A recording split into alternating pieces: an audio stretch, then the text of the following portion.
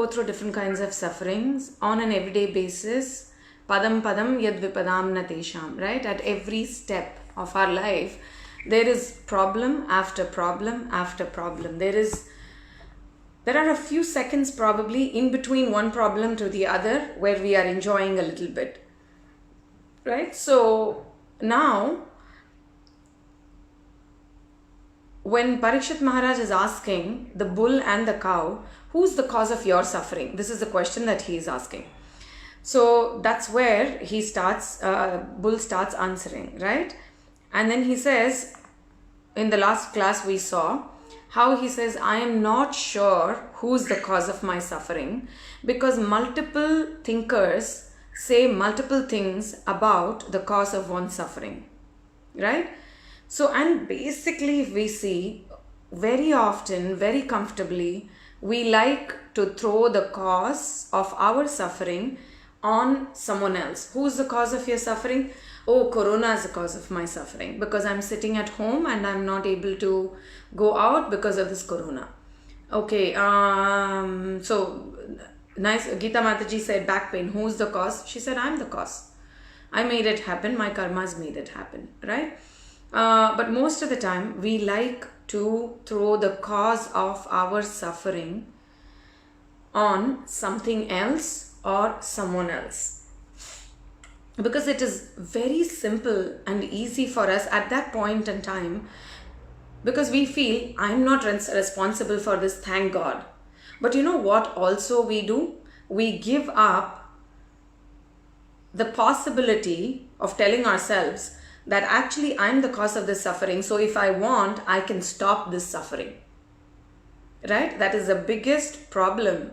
That is the biggest issue which we lose, empowering ourselves to say that it is from my side, and if I correct myself, if I can understand who I am, what is this body, what is the soul, what is the connection of this soul with the super soul, with the Supreme Lord, I will be able to actually just leave all this suffering, adhyatmik, adidaivik, adibhautik, and I can actually go back home, back to Godhead.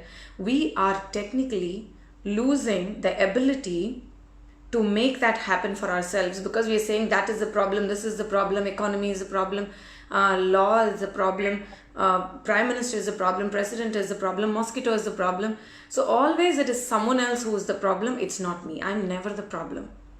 So that's it, right? We give the power of controlling us, our mind, to someone else. So it is never going to happen that we can actually purify ourselves and go back home, back to Godhead. And the beauty about the bull and the cow right here in this particular chapter is that they are not saying that. They're saying, I'm not sure who's the cause of our suffering. And then they're giving some beautiful reasoning for that. They're talking about the different thinkers. So Prabhupada is mentioning in the purport about the different thinkers like Jaimini, Kannada, Gautama, and all of them. And then he is explaining how each one of them are talking about the cause and the effect of our suffering. Yeah. So let's get into the shloka. Just give me a second so that I can pick the shloka up. All right. So let's read this verse. Navayam klesha bijani yatasyuhu purusharshabha purusham tam vijanimo vakya bheda vimohitaha. So here the bull is saying, it is very difficult for me to ascertain the particular person who's the cause of our suffering. So the bull is saying, I'm not sure. In fact, that Kali who's caused the suffering is standing right in front of them, but the bull is saying, I'm not even sure who is the cause. I don't know, right? Because many different theoretical philosophers are saying many different reasons for the cause of suffering. We are going to read 3 verses together back to back, and then we are going to get into the details of it. Kechid vikalpavasana ahuratmanamatmanah daivam anye apare karma swabhavam apare prabhum.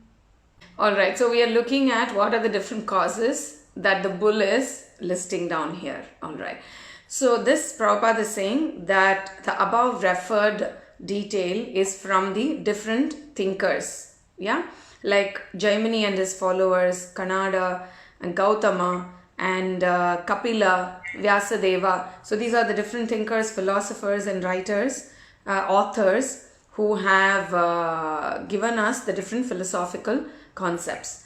So he's saying first that some of the philosophers, those who think that there is no duality in this life, happiness and sadness, hot and cold, those who think that there is no duality, everything is just one, right? There is no Lord and there is no Paramatma and Jivatma, there is only one.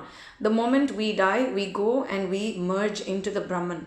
Those who think like that, where there is no duality, what do they say? They declare that one's own self is responsible for his personal happiness and distress. There is no God, there is nobody else. They say and they believe that because I'm doing this action today, if I change my action, I can better myself so much that I become God myself. Because even gods and demigods are put into this confused state or confused situation that even if they want, they cannot also go out, right? Unless otherwise they are able to philosophically understand how to correct themselves. Then once somebody corrects, they become God themselves, right? That's what the people who have no duality in life, that's what they think. And then the next, others say that superhuman powers are responsible. So others believe that there is some superhuman power and that is responsible for all these problems or suffering that we are going through.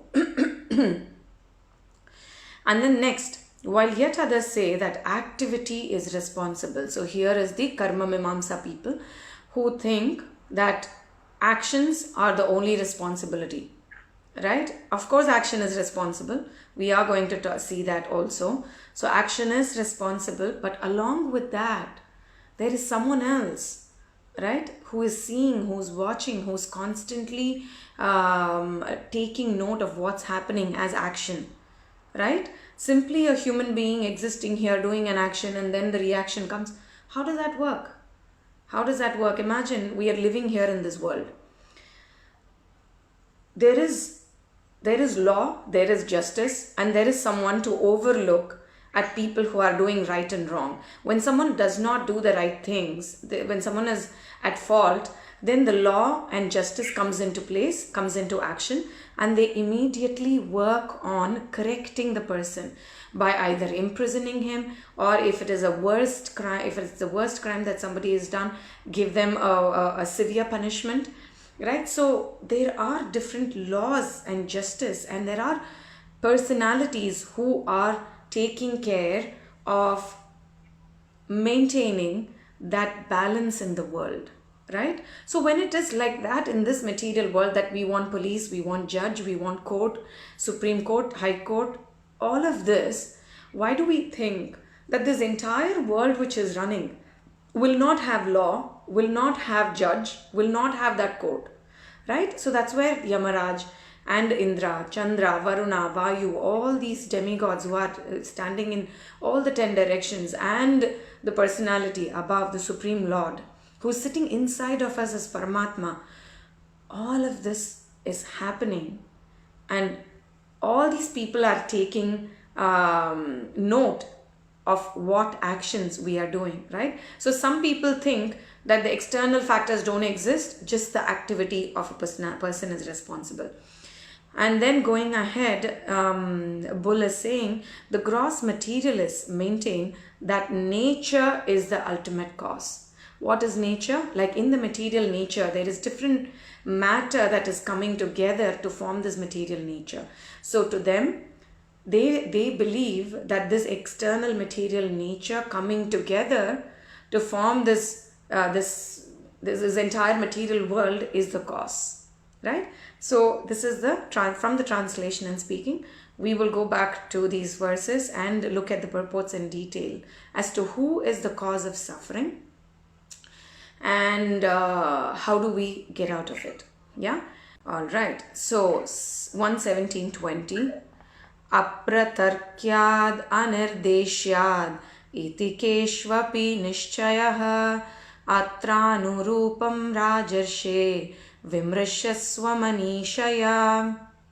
So look at it, how the bull is just throwing the ball in the court of Parikshit Maharaj. He is saying there are other thinkers also who ascertain the cause of distress or the suffering.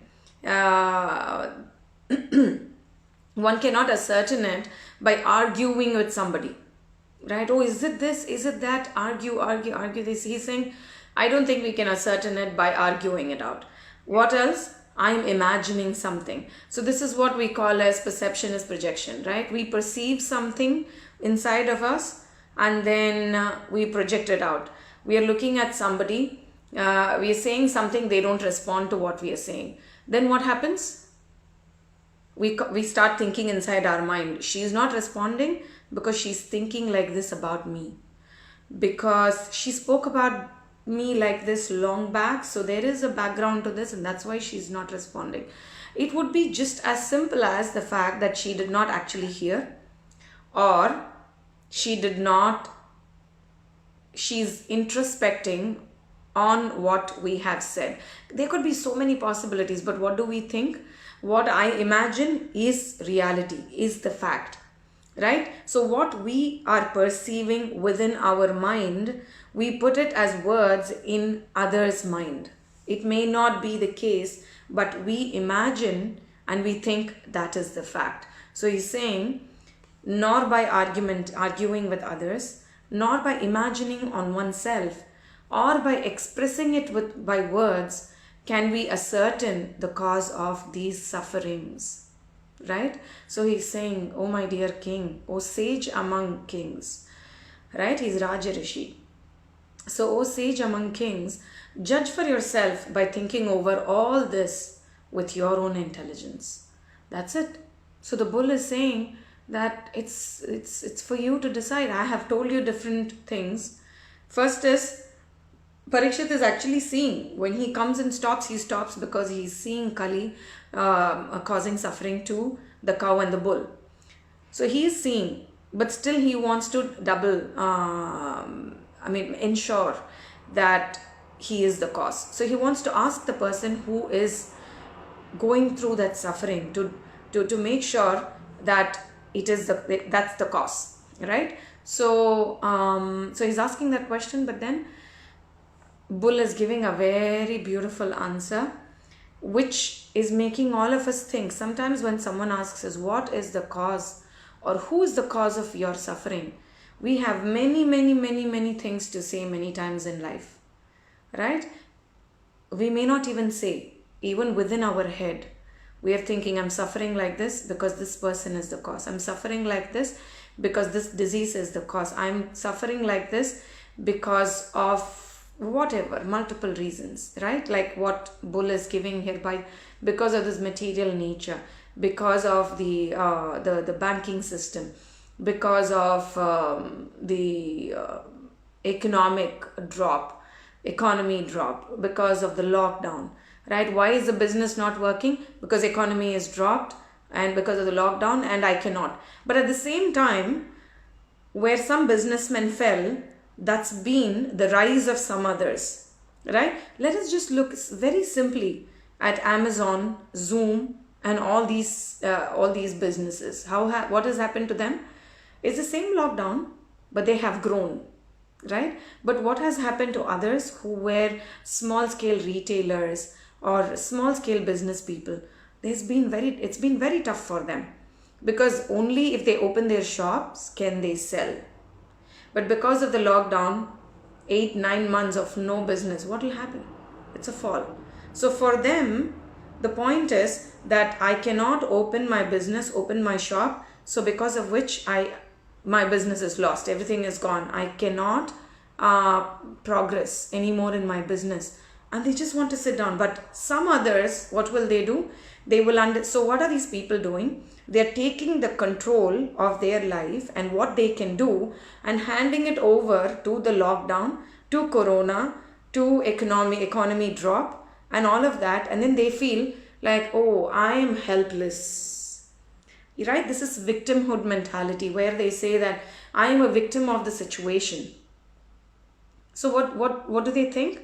They think that I cannot do anything in this circumstance because something else is controlling this situation.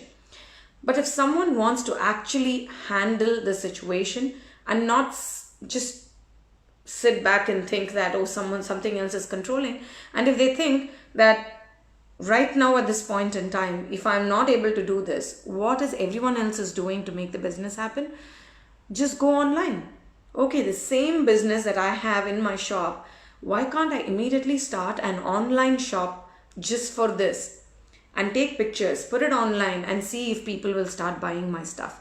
And then all that I have to do is connect with the courier company and send my goods. I'm sorry, I'm giving a very business talk right now, but this is just a small example I have taken to explain the rest of it.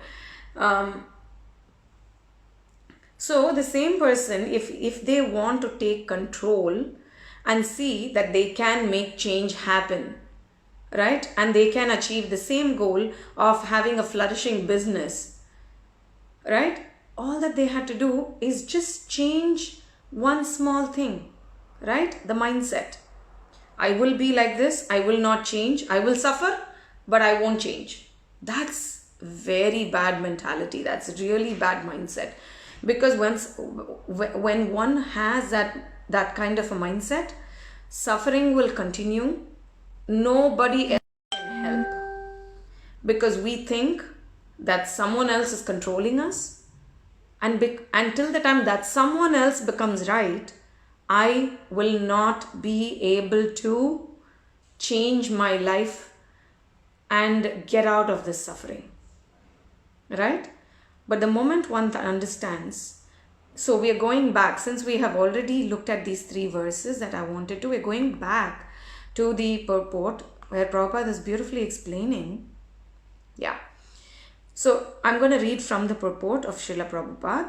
He is explaining first in the 18th shloka. He's saying about many theoretical philosophers. So there is Kannada, who's the author of Vaisheshika philosophy, Gautama, author of logic, and Nyaya, which is. So Patanjali, who is the author of mystic yoga, Kapila, the author of Sankhya philosophy, Jaimini, author of Karma Mimamsa, right? We talked about how activity is the cause, right?